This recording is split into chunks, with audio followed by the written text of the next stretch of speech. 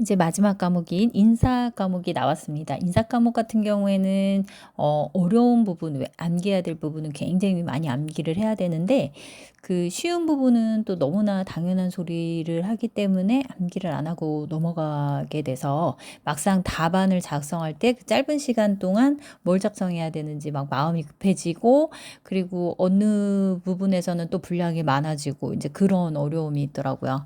어쨌든 두 개의 페이지로 전략 페이지하고 주제별 전략 정리 페이지로 나눠서 정리를 했는데요. 그 패러다임의 변화를 통해서 인사 관리가 크게 어떤 식으로 변해 왔는지, 그리고 변해 가는지, 그리고 현재 환경은 어떤지, 이제 이런 정렬 부분, 왜냐하면 인사 관리라는 게 어떤 특정한 제도를 물어보고 그거에 대한 장단점을 도출을 할 때 그 장단점이 다 제도의 실질적인 적용에서부터 이제 문제가 나오기 때문에 그 화개평 보유방을 다 적용을 할 수밖에 없기 때문에 이제 유기적으로, 그래서 이제 외부와의 수직적인 적합성, 그다음에 인간과 조직과의 적합성, 그다음에 조직 내에서 정렬, 제도를 정렬하는 것, 이렇게 이제 크게 바라보는 게 중요하기 때문에 패러다임의 변화, 큰 변화들을 한 페이지로 정리를 했고요. 이 패러다임의 부분들은 서론 부분이나 결론부에서 아주 강력한 무기가 될 수 있도록 그렇게 용어들을 좀 정리를 했습니다. 예를 들어서 그 여성 인력이나 장애인, 외국인 근로자 등에 대한 채용에 대해서 어떤 주제가 나왔을 때 우리가 더 이상은 적극적인 고용 개선 조치의 차원의 수동적 차별 시정이나 법적 구색 맞추기의 문제가 아니다. 이렇게 접근을 했어요. 그래서 다양성의 확보는 곧 기업 경쟁력의 새로운 원천이며, 편견에 가려진 이들의 잠재력을 온전히 해방시킬 때 기업은 시장에서 철저히 저평가된 우량 자산을 선점하여 모방 불가능한 경쟁 우위를 확보하게 된다.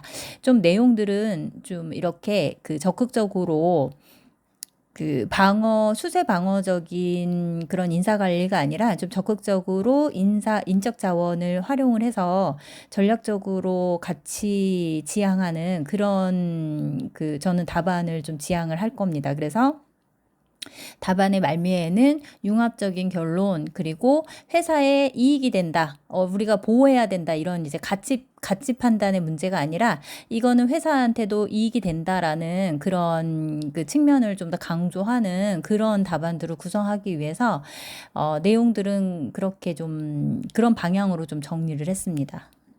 주제별 정리는 최신의 제도 같은 경우에 좀 누락이 될 수도 있죠. 인사관리. 그래서 총 200개의 주제들이 2개씩 짝을 묶어서 질문할 수밖에 없는 주제들, 예를 들어서 통제형이나 몰입형 같은 경우에 이제 2개로 묶었고요.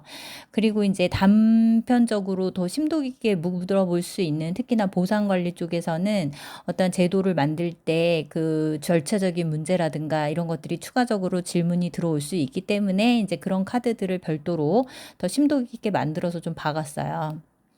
그리고 이제 특징은 경영 조직론에서 질문되었던 거, 공부했었던 내용들을 좀 가지고 왔고, 그리고 이제 그 3인공저의 교수님 책에서 그냥 흐르듯이 가로 열고 몇 년도, 누구 이론, 이렇게 이제 지나가는 이론들을 좀 카드로 정리를 해서 같이 붙여놨습니다.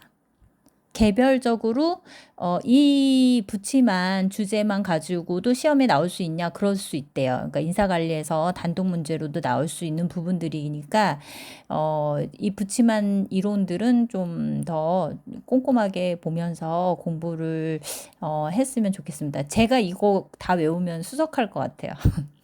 인사관리의 특징상 너무나 쉬운 부분들은 그냥 간과할 수 있기 때문에 지열의 그 핵심 개념이랑 그다음에 주요 구성 요소에 대한 정의, 그다음에 HR 시사점을 같이 다시 텍스트로 넣어 드렸어요. 그러니까 이 이제 카드로만은 정리가 조금 어려운 부분들이 있을 수가 있기 때문에 이렇게 텍스트로 한 번 더 넣어 드렸고, 마지막 정리는 이 카드만 가지고 계속 이제 기억해내는 그런 식의 공부를 하면은 굉장히 빠르게 정리를 할 수 있을 것 같아가지고 이렇게 정리를 해서 이제 제시를 해드립니다.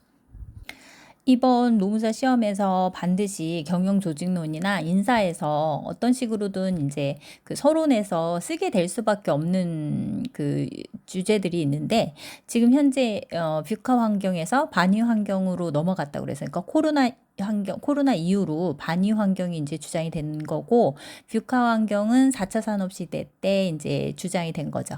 그래서 반이 환경은 어떤 환경이냐면은 브리틀하고 앵크셔스하고 리널하고 인컴프리헨서블한 그런 환경인 거야. 그래서 뷰카 환경이 정보가 모호하다, 정보가 덜 있다 이런 환경이었다면 반이 환경은 많은 정보 속에서 어떠한 정보가 정말로 우리 기업에 필요한 정보인지를 모르는 그런 상태이기 때문에 딱 지금 AI 환경이라든가 어, 정보가 굉장히 많은 상태에서 어떠한 정보가 진실성이 있는지 모르는 그런 상태, 그 다음에 애자일 환경에 대한 변화, 그 다음에 그 시장에 급변하는 거에 대해서 조직 내에서 인력 구성을 어떻게 할 것인가, 뭐 긱 이코노미라든가 뭐 이게 뭐든지에 갖다가 붙일 수가 있는 주제이기 때문에 이 반이 환경을 넣은 거예요.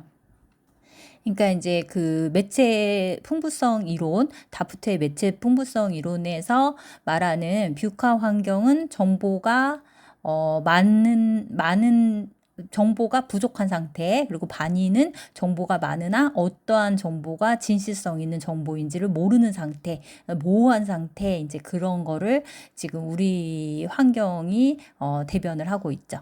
그렇기 때문에 인력도 더 우수한 인력들이 필요한 거고, 애자일한 환경이 더, 애자일한 조직이 필요한 거고, 그리고 몰입형 인사관리가 더 필요한 거고, 그리고 아주 세분화된 그런 그 보상관리 시스템보다는 브로드밴드가 더 유용해지는 거고, 이제 이렇게 이제 쭉 흘러갑니다.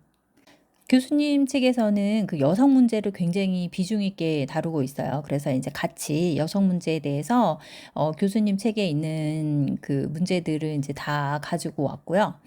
어, 글로벌 빅테크 사례 같은 경우에는 인사 노무 관리에서 이게 이제 어떤 회사가 이렇게 해서 성공을 했다더라 이런 게 이제 점수랑 얼마나 매칭이 될지는 모르겠지만 어쨌든 뭔가 한두 줄을 구색을 맞춰서 써야 된다 그러면 이거에 대해서 너무 많은 정보들을 가지고 있으면 힘들기 때문에 마이크로소프트, 구글, 넷플릭스, 토스 몇 개 기업만 딱 찍어가지고 계속 반복해서 돌리는 방법으로 사용을 했습니다. 그리고 윤리 경영에 대해서도 비중 있게 다루시기 때문에 윤리 경영에 대해서 또 더 많이 좀 심도 있게 주제별 정리해서 정리를 했습니다. 꼭 성공했으면 좋겠습니다. 감사합니다.